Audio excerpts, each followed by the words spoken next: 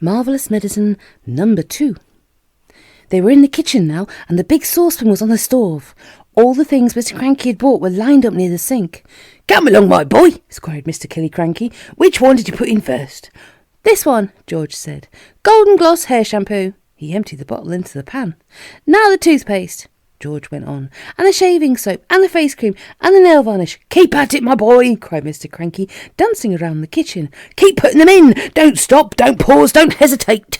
It's a pleasure, my dear fellow, to watch you work." One by one, George poured and squeezed the things into the saucepan. With everything so close at hand, the whole job didn't take him more than 10 minutes. But when it was all done, the saucepan didn't somehow seem to be quite so full as it had been the first time. "Now what did you do?" cried Mr. Kranky. "Did you stir it?" "I boiled it," George said, "but not for long, and I stirred it as well." So Mr. Kranky lit the gas under the saucepan, and George stirred the mixture with the same long wooden spoon he'd used before. "It's not brown enough," George said. "Wait a minute, I know what I've forgotten." "What is it?" cried Mr. Kranky. "Tell me quick, because if we've forgotten even one tiny thing, then it won't work, at least not in the same way." "A quart of brown gloss paint," George said. "That's what I've forgotten." Mr. Kranky shot out of the house and into his car like a rocket. He sped down to the village and bought the paint and rushed back again. He opened the can in the kitchen and handed it to George. George poured the paint into the saucepan. "Aha! That's better," George said. "That's more like the right colour." "It's boiling!" cried Mr. Kranky. "It's boiling and bubbling. George, is it ready yet?" "It's ready," George said. "At least I hope it is." "Right!" shouted Mr. Kranky, hopping about. "Let's test it. Let's give it to a chicken." "My heavens alive, why don't you calm down a bit?" Mrs. Kranky said, coming into the kitchen. "Calm down!" cried Mr. Kranky. "You expect me to calm down? And here we are, mixing up the greatest medicine ever discovered in the history of the world.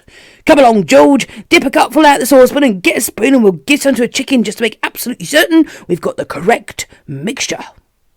Outside in the yard, there were several chickens that hadn't had any of George's marvellous medicine number 1. They were pecking about in the dirt in the silly way that chickens do. George crouched down, holding out a spoonful of marvellous medicine number 2. "Come on, chicken," he said. "Good chicken, chick, chick, chick." A white chicken with black specks on his feathers looked up at George. He walked over to the spoon and went peck. The effect that medicine number 2 had on this chicken was not quite the same as the effect produced by medicine number 1, but it was very interesting. "Whoosh!" shrieked the chicken, and it shot 6 feet up in the air and came down again. Then sparks came flying out of its beak, bright yellow sparks of fire, as though someone was sharpening a knife on a grindstone inside its tummy. Then its legs began to grow longer. Its body stayed the same size, but the 2 thin yellow legs got longer and longer and longer and longer still.